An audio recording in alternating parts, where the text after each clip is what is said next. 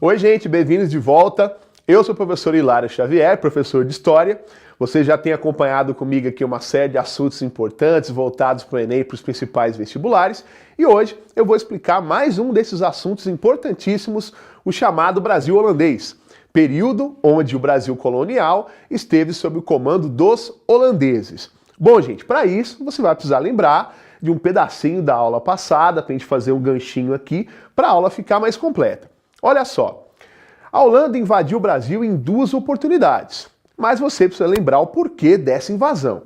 Na aula passada, eu expliquei para vocês que durante a União Ibérica, período onde Portugal e Espanha tiveram sob o comando da mesma coroa, uma coroa de origem espanhola, os espanhóis, que eram rivais dos holandeses, resolveram fechar a economia açucareira em relação à Holanda, ou seja, os holandeses foram proibidos de continuar comercializando e, por sua vez, lucrando com a revenda do açúcar brasileiro. Por conta dessa proibição, a Holanda resolve invadir o Brasil, beleza? Acabei de responder para vocês um exercício manjado de vestibular, aquele enunciado enorme pedindo para você assinalar a alternativa que melhor explica o porquê que os holandeses resolveram invadir o Brasil. Já foi respondido, tá? Essa proibição espanhola trouxe sérias consequências para o Brasil.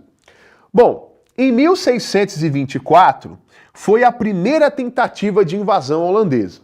Só que eles não escolheram um lugar muito fácil de ser invadido, né, gente? Eles tentaram invadir Salvador, na Bahia, e lembremos que Salvador era a capital do Brasil naquela época. Então era uma região mais povoada, ali tinha autoridades espanholas e portuguesas que organizaram a defesa de Salvador. Então, depois de um ano de batalha, os holandeses acabaram expulsos de Salvador, na Bahia. Mas isso não quer dizer que eles desistiram de tomar o litoral brasileiro. Voltaram para casa, se reorganizaram, readquiriram força e voltaram com tudo em 1630, financiadas pela Companhia das Índias Ocidentais, organismo holandês que era o principal responsável, na época de Portugal, por comercializar o açúcar português. Então, eles financiaram a invasão do Brasil, até porque eles tinham muitos interesses aqui nessa invasão, e escolheram um lugar, teoricamente, mais desprotegido, Recife, lá no litoral de Pernambuco, uma região que também produzia muito açúcar. E dessa vez eles lograram êxito, ou seja, eles conseguiram invadir o Brasil. Por isso que nós dizemos que o Brasil holandês começa em 1630 a partir da invasão de Recife, lá no litoral nordestino brasileiro. Bom, gente, então esse Brasil holandês é o período que vai da invasão, em 1630, até a expulsão total dos holandeses em 1654. Ô, professor, a aula é só isso aí? Você vai falar que o Brasil holandês durou 24 anos e acabou? Não, não é só isso não. Olha só, dentro desse período de Brasil holandês, muita coisa mudou, e algumas até para muito melhor. Dentro do período aqui do Brasil holandês, gente, olha só, de 1637 até 1644, então esse período de tempo aqui, de 1637 a 1644, dentro do chamado Brasil holandês, foi um período de muita prosperidade. E vou explicar para vocês o porquê disso. Essa fase aqui, gente, é chamada de período nassauviano. Por quê? Os holandeses enviaram para cá Maurício de Nassau, um conde, um nobre holandês, um dos cabeças lá da Companhia das Índias Ocidentais. Ele foi enviado para cá para administrar toda a faixa nordestina ali que estava sob comando dos holandeses. Até porque eles tomaram ali Pernambuco, mas acabaram se apoderando de outras áreas produtoras de açúcar ao longo da costa nordestina brasileira. Maurício de Nassau chegou aqui em 1637 e ele foi embora em 1644 após uma briga, uma discordância que ele teve com os seus comandantes lá na Holanda. Esse período que ele esteve aqui, gente, esse homem trouxe muita prosperidade para o Nordeste brasileiro. Inclusive, caem muitas questões no vestibular sobre as realizações do período nassauviano. Só para vocês terem uma ideia, Eu vou narrar algumas aqui, né? Só para vocês terem uma noção. Se você quiser se aprofundar mais, tem várias leituras legais que você vai encontrar na internet, em livros, etc. e tal. Bom, nesses 7 anos que esse homem ficou aqui, gente, ele urbanizou o Recife e arredores. Ele mandou fazer calçamentos, calçou as ruas, drenou lagos, lagoas ali que ficavam com água a céu aberto acumulando mosquito. Ele mandou fazer palácios, bibliotecas. Esse homem trouxe mais de 40 mil livros para o Nordeste brasileiro no período que ele aqui esteve. Ele fez galeria de arte, jardim botânico, ele mandou fazer um zoológico. O primeiro zoológico da história do Brasil foi o Maurício de Nassau que fez lá no Nordeste brasileiro, né? Ele mandou fazer uma série de outras coisas, mandou colocar pontes em cima de rios para facilitar, né, o traslado, o transporte do açúcar. Ou seja, esse homem trouxe um mar de cultura e prosperidade, principalmente para Pernambuco no período que ele aqui esteve. Para vocês terem uma ideia, gente, esse cara chegou a mandar trazer da Holanda uma equipe de intelectuais e pensadores holandeses para retratar a fauna, a flora brasileira. Então nós temos vários relatos desse período, porque artistas holandeses e botânicos retrataram o Brasil daquele período. Tamanho investimento em cultura que o Maurício de Nassau fez no período que ele aqui esteve, né? Inclusive, só para vocês terem uma ideia, os judeus eram perseguidos, infelizmente, em todos os lugares do mundo, né? O antissemitismo era muito forte.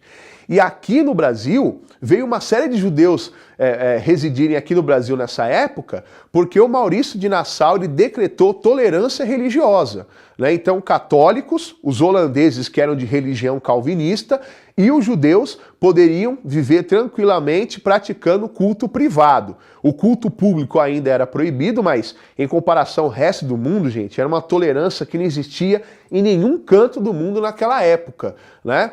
E muito dessa prosperidade se deu, né, segundo alguns historiadores, por conta da fé dos holandeses.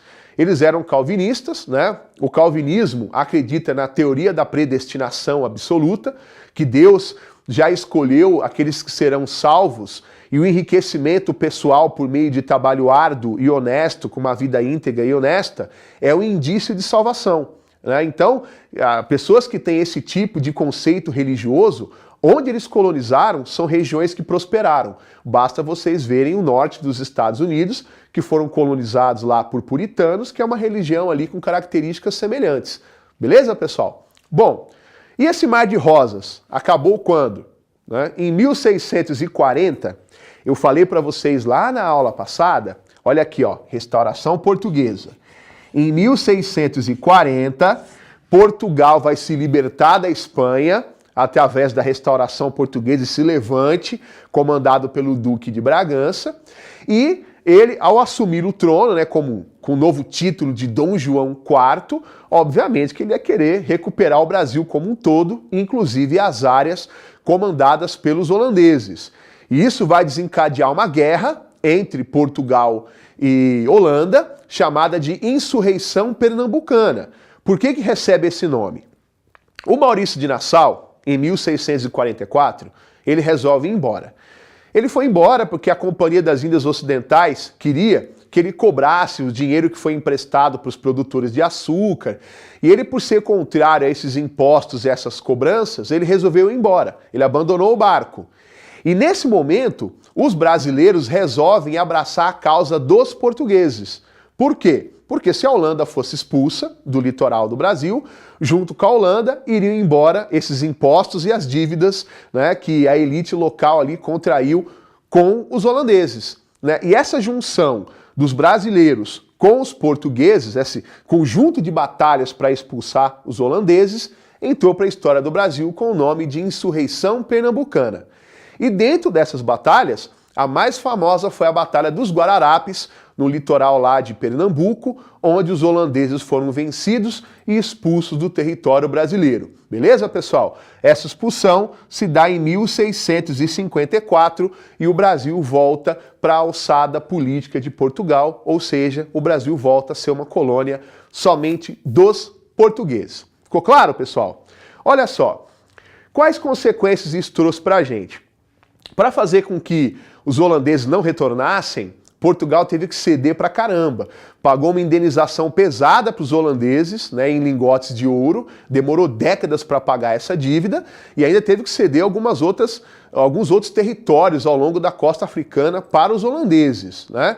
E para a gente, a consequência negativa é que os holandeses, no período que aqui estiveram, aprenderam conosco toda a produção do açúcar, né, todo o desenvolvimento da economia açucareira, e eles passaram a cultivar cana-de-açúcar lá na região, né, da América Central, na região das Antilhas, para começar a plantar uma cana-de-açúcar melhor e mais barata do que a nossa, fazendo uma concorrência desleal. Isso vai acarretar na crise da economia açucareira aqui no Brasil.